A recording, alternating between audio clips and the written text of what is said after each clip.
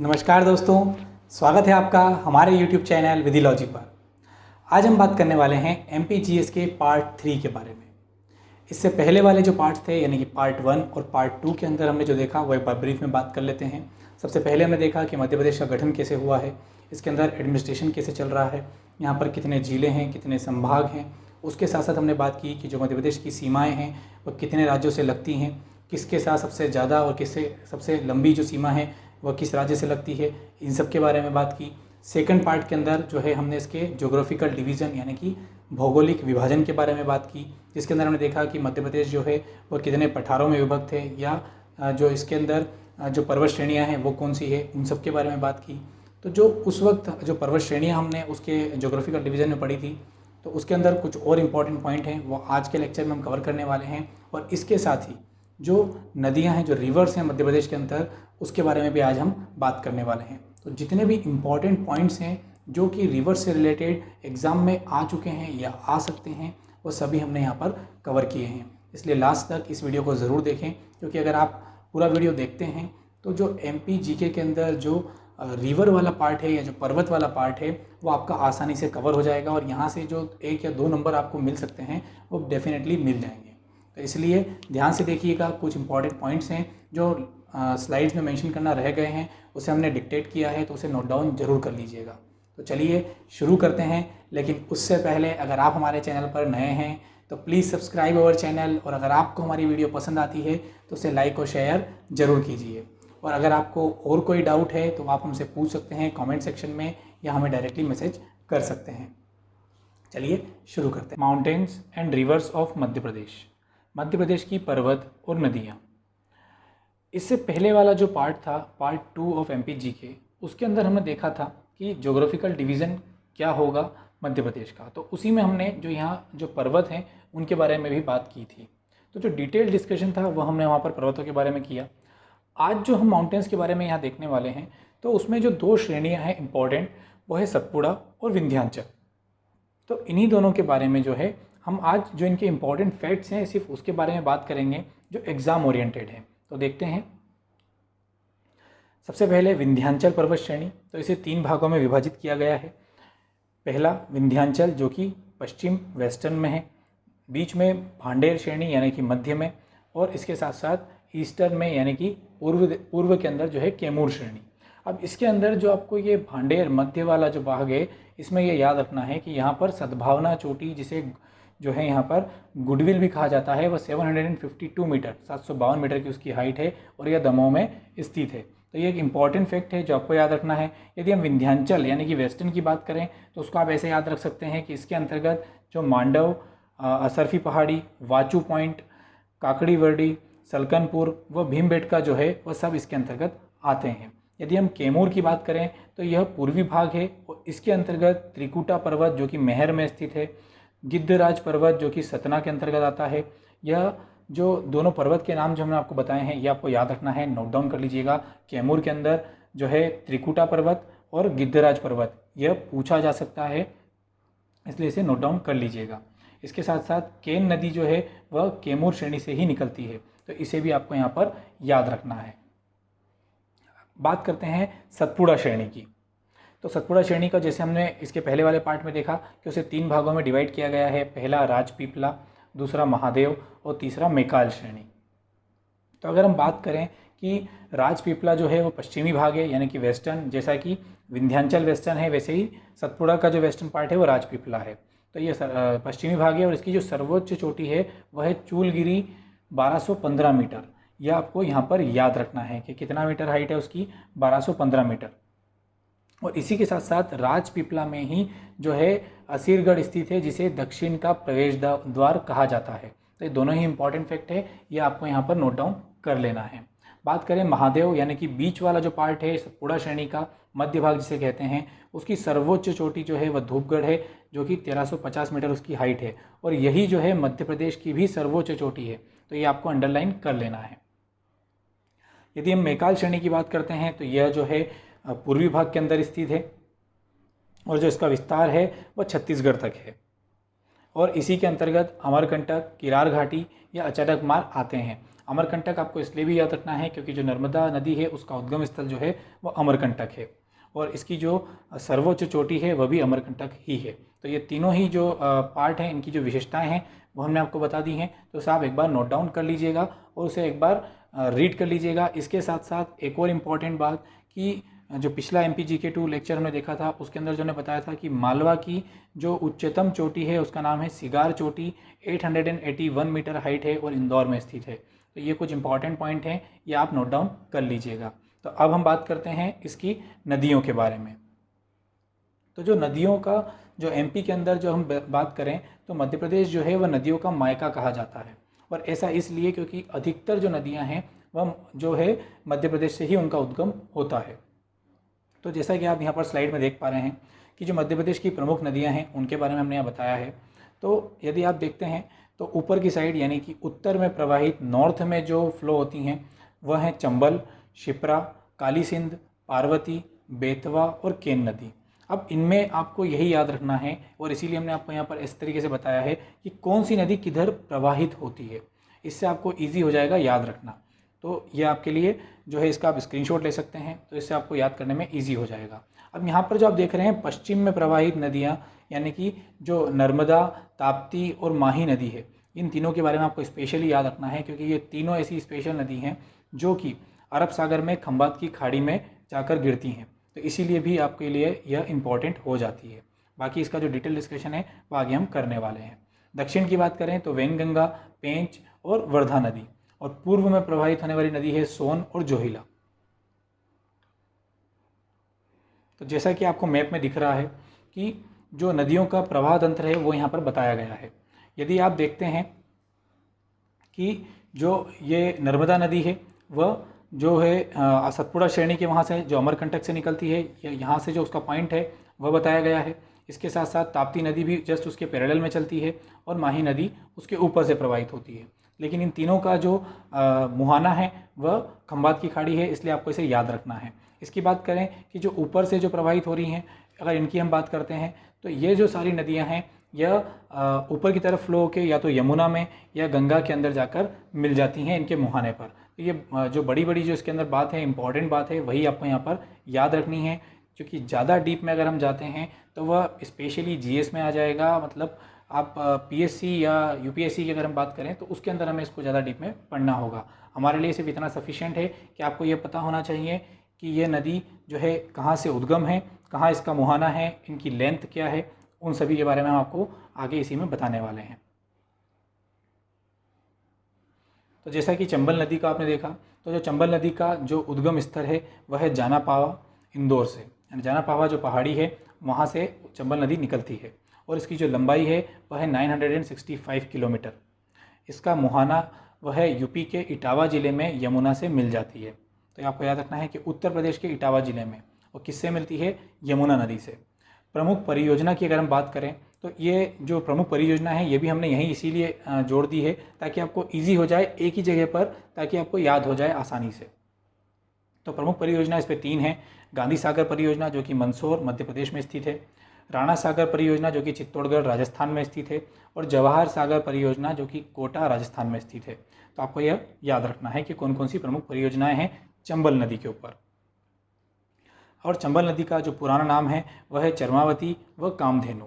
चंबल नदी जो है वह अवनालिका अपर्दन अथवा बीहड़ रिवाइन लैंड का निर्माण करती है। अगर हम बात करें बीहड़ क्षेत्रों की तो मुरैना भिंड जो क्षेत्र हैं वह इसके लिए जाने जाते हैं, जहाँ पर बीहड़ क्षेत्र पाए जाते हैं, और इसीलिए चंबल नदी जो है इसके लिए कही जाती है कि उसी के द्वारा जो है वहाँ पर बीहड़ का क्षेत्र का निर्माण किया गया है। तो ये कुछ इंपॉर्टेंट बात है चंबल नदी के लिए। इसके साथ ही एक और इम्पॉर्टेंट बात जो यहाँ छूट गई है कि पूरी जो 5 नदियाँ हैं जो सबसे ज़्यादा लंबाई है जिनकी, उसके बारे में आप नोट डाउन कर लीजिए। सबसे पहले नंबर पे आती है नर्मदा नदी जिसकी जो लेंथ है वह है 1312 किलोमीटर। दूसरे नंबर पर आती है चंबल नदी जिसकी लेंथ है 965 किलोमीटर। थर्ड नंबर पर आती है सोन नदी जो कि 780 किलोमीटर। ताप्ती नदी 724 किलोमीटर, और फिर लास्ट में आती है बेतवा नदी 590 किलोमीटर। तो ये कुछ 5 सबसे बड़ी जो नदियां हैं उनके बारे में डिटेल्स हैं, तो एक बार आप नोट डाउन कर लीजिएगा कि पहले नंबर पे नर्मदा, दूसरे पे चंबल नदी, तीसरे पे सोन नदी। तो ये थोड़ा सा आपको याद रहना चाहिए। नर्मदा नदी, इसका जो उद्गम स्थल है वह है अमरकंटक अनूपपुर से। इसके साथ ही इसका जो मुहाना है वह है गुल्फ ऑफ खंबात, खंबात की खाड़ी यानी कि अरब सागर में गिरती है, इसलिए हमने आपको स्टार्टिंग में बताया है कि आपको याद रखना है नर्मदा, ताप्ती नदी और माही नदी, ये 3 नदियाँ जो हैं गुल्फ ऑफ खंबात, खंबात की खाड़ी में जाकर गिरती हैं, तो ये आपको याद रखनी है। इसके साथ साथ इसकी जो लंबाई है वह है 1312 किलोमीटर और मध्य प्रदेश में यह 1077 किलोमीटर यानी कि 1077 किलोमीटर जो है मध्य प्रदेश में बहती है, और बाकी का जो बचा है वह गुजरात और जो है महाराष्ट्र के अंदर जो है इसकी लंबाई आती है। नर्मदा की टोटल 41 सहायक नदियां हैं, जिनके बारे में आप चाहें तो पढ़ सकते हैं, लेकिन इतना डीप में आपको नहीं पूछा जाएगा। अब बात करते हैं प्रमुख परियोजनाओं की। तो इसके ऊपर जो प्रमुख परियोजनाएं हैं वह सबसे पहले है थावर, मंडला जिले के अंदर। दूसरे नंबर पर है अवंतीबाई, जबलपुर में। और इसकी जो सबसे ज़्यादा फेमस परियोजना है और जो एग्ज़ाम में कई बार पूछी जा चुकी है, इंदिरा सागर परियोजना खंडवा जिले में। उसके बाद देजला देवड़ा परियोजना खरगोन जिले में। मान परियोजना धार जिले में, इसके पूछे जाने के चांसेस ज़्यादा हैं, इसे आप याद रखिएगा। मान परियोजना नर्मदा नदी पर धार जिले में स्थित है। और सरदार सरोवर नर्मदा जिला गुजरात के अंदर, यानी कि सरदार सरोवर जो परियोजना है वह नर्मदा जिले के अंदर गुजरात में स्थित है। तो ये प्रमुख परियोजनाएं हैं, इन्हें आपको याद कर लेना है।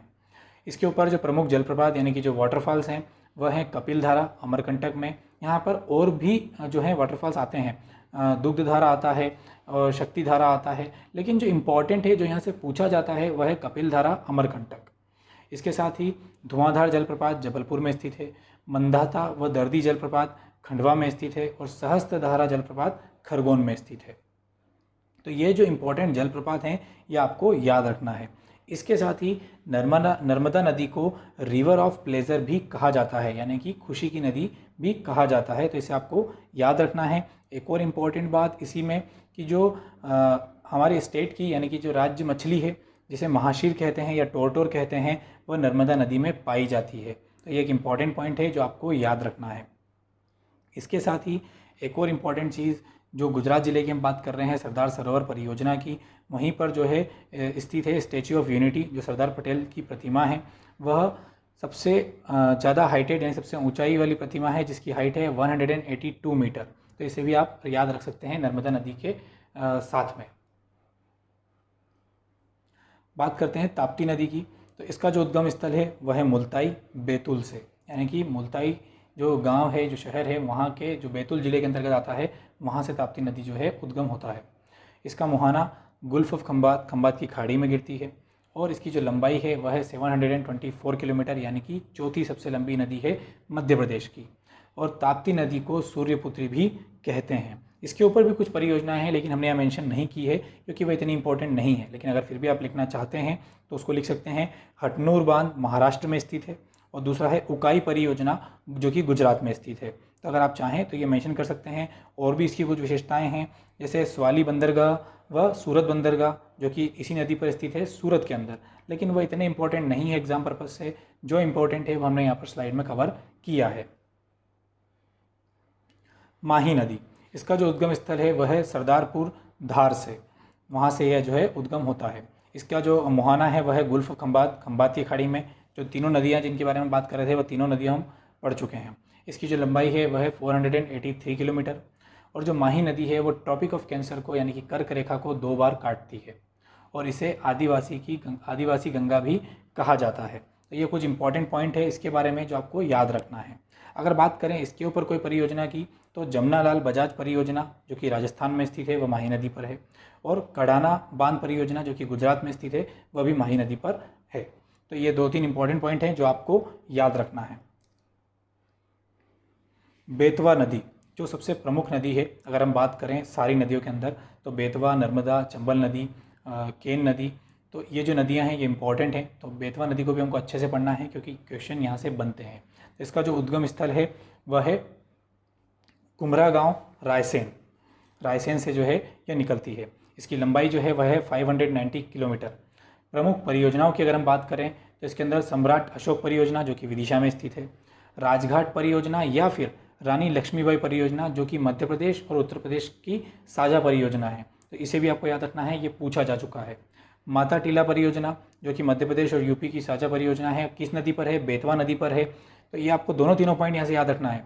बेतवा नदी पर परियोजना कौन सी है? माता टीला, राजघाट और सम्राट अशोक परियोजना। अगर हम बात करें कि मध्य प्रदेश और उत्तर प्रदेश के बीच में जो परियोजनाएं हैं वो कौन सी है, तो राजघाट और माता टीला। यहाँ से क्वेश्चन बन सकते हैं, इसको आप हाईलाइट कर लीजिएगा। दूसरी बात करें तो प्रदूषण के आधार पर इसे मध्य प्रदेश की गंगा कहा जाता है, जैसे कि हमने आपको इसका जो जीके पार्ट 2 देखा था, तब भी हमने आपको इसके बारे में बताया था। राहतगढ़ या भालकुंड जलप्रपात बीना नदी पर सागर जिले में स्थित है। अगर हम बीना नदी की बात करें तो जो बीना नदी है वो बेतवा की सहायक नदी है और उसी के ऊपर जो है ये जलप्रपात वाटरफॉल स्थित है सागर जिले में। तो ये कुछ इंपॉर्टेंट पॉइंट्स हैं बेतवा नदी के बारे में जो आपको याद रखना है। सिंध नदी, इसका जो उद्गम स्थल है वह है लातेरी विदिशा के अंतर्गत, मतलब जो लातेरी गांव है विदिशा में, वहां से जो है इसका उद्गम होता है। बात करें इसके ऊपर प्रमुख परियोजना की तो वह है मणिखेड़ा या मोहिनी सागर परियोजना जो कि शिवपुरी में स्थित है। ये जो मोहिनी सागर परियोजना है यह एमपीपीएससी द्वारा पूछा जा चुका है कि ये कौन सी नदी पर स्थित है, इसलिए आपको इसको एक बार पढ़ लेना है। बस यही एक इंपॉर्टेंट चीज़ है जो आपको इसके अंदर याद रखनी है। केन नदी, उद्गम स्थल कैमूर पहाड़ी कटनी जिले से यह उद्गम होती है। इसकी जो प्रमुख परियोजना है वह है उर्मिल परियोजना जो कि छतरपुर में स्थित है। इसके साथ ही इसके ऊपर दो परियोजनाएं और हैं जो आप पढ़ सकते हैं, लेकिन इंपॉर्टेंट जो है वो हमने यहाँ पे मेंशन की है। जो दो और हैं वह है गंगेऊ परियोजना जो कि पन्ना छतरपुर के बीच में स्थित है और रतनगुआ परियोजना जो कि छतरपुर में स्थित है। ये दोनों तीनों हैं, लेकिन जो इंपॉर्टेंट है वो यहाँ मेंशन की गई है। गाथा व पांडव जलप्रपात पन्ना जिले में स्थित है। यहाँ से ये पूछा जा सकता है कि ये जो पांडव जलप्रपात है ये कहाँ पर स्थित है, तो आपको याद रखना है पन्ना जिले में। भारत की पहली नदी लिंक परियोजना जो है वह केन बेतवा पर नदी लिंक योजना 2005 है। तो ये भी आपको एक इम्पॉर्टेंट पॉइंट हो जाता है यहाँ से पूछने के लिए। मध्य प्रदेश पर्यटन विभाग के द्वारा इसे मध्य प्रदेश की सबसे सुंदर नदी का दर्जा दिया गया है। यह एक हाईलाइटेड पॉइंट है जो आपको याद रखना है कि कौन सी नदी को जो है सबसे सुंदर नदी का दर्जा दिया गया है मध्य प्रदेश पर्यटन विभाग द्वारा, तो केन नदी को। टोंस या तमसा नदी, यह बहुत ही इम्पॉर्टेंट नदी है। इसकी जो जलप्रपात हैं या जो परियोजना है उसके बारे में कई बार पूछा जा चुका है। तो इसका जो उद्गम स्थल है वह है जुलेरी गांव सतना से और इसके ऊपर जो परियोजना है वह है टोंस परियोजना रीवा जिले में। यह आपको याद रखना है कि कौन से जिले में है टोंस परियोजना, रीवा जिले में स्थित है। और जो प्रमुख जलप्रपात है इसके ऊपर वह है पियावन या चचाई जलप्रपात जो कि बीहड़ नदी पर स्थित है और बीहड़ जो है वह इसी की सहायक नदी है, इसलिए आपको इसे याद रखना है कि कौन सी नदी पर, बीहड़ नदी पर चचाई जलप्रपात है। और अगर वहाँ पे बीहड़ नदी नहीं आता है और टोंस आता है तो आप टोंस पर भी राइट लगा सकते हैं। केवटी जलप्रपात, फिर आता है बहुती जलप्रपात। अब ये बहुती वाला जो जलप्रपात है ये भी आपको याद रखना है कि बहुती वाटरफॉल जो है वह मध्य प्रदेश का सबसे ऊंचा वाटरफॉल है, इसलिए भी ये इंपॉर्टेंट हो जाता है। सेलर नदी पर मध्य प्रदेश का सबसे ऊंचा जलप्रपात है, कौन सा? बहुती। वेनगंगा नदी, ये बात करते हैं जो दक्षिण में प्रवाहित होती हैं उनके बारे में, यानी कि जो दक्षिण प्रवाहित नदियां हैं उसके अंतर्गत आती है वेनगंगा नदी। इसका जो उद्गम स्थल है वह है गोपालगंज सिवनी जिले के अंतर्गत। इसकी जो प्रमुख परियोजना है वह है संजय सरोवर जो कि सिवनी जिले में स्थित है और दूसरा है राजीव सागर परियोजना जो कि बावनथड़ी नदी पर बालाघाट में स्थित है। अब ये जो बावनथड़ी नदी है वह वेनगंगा की सहायक नदी है, तो इसलिए अगर वहाँ पर ऑप्शन आता है कि राजीव सागर परियोजना कौन सी नदी पर स्थित है और अगर उसमें बावनथड़ी का ऑप्शन नहीं दिया गया है तो आप वेनगंगा लगा सकते हैं। मध्य प्रदेश की पहली जो नहर है वह वेनगंगा नहर 1923 में बनाई गई थी या निर्माण किया गया था। तो ये कुछ इंपॉर्टेंट पॉइंट है वेनगंगा के बारे में जो आपको याद रखना है। बालाघाट शहर जो है वह वेनगंगा नदी के किनारे पर ही स्थित है। इसके साथ साथ कुछ और प्रमुख नदियाँ हैं जैसे कि वर्धा नदी, प्राणहिता नदी या पेंच नदी। तो इनमें कुछ ऐसा इंपॉर्टेंट नहीं है, सिर्फ आप इसके उद्गम स्थल ध्यान रख सकते हैं। जैसे कि वर्धा नदी का जो है बैतूल जिले के कालीबीत पहाड़ी से, प्राणहिता नदी जो है वह वर्धा व वेनगंगा के संगम से बनती है और अगर पेंच नदी की बात करें तो वह छिंदवाड़ा जिले के जुन्नारदेव से निकलती है। तो ये कुछ इंपॉर्टेंट फैक्ट्स हैं इन तीन नदियों के बारे में, वो आप नोट डाउन कर लीजिएगा। तो यह था पूरा नदियों के बारे में और पर्वत के बारे में हमारा पार्ट 3। इसके अलावा अगर आपको और कोई डाउट है तो आप हमसे पूछ सकते हैं कमेंट सेक्शन में या आप हमें मेल कर सकते हैं। इसके बाद वाला जो लेक्चर है वो भी हम जल्द लेकर आएंगे। यह लेक्चर आपको कैसा लगा हमें ज़रूर बताइएगा कमेंट सेक्शन में। Thank you for watching. Please like, share and subscribe.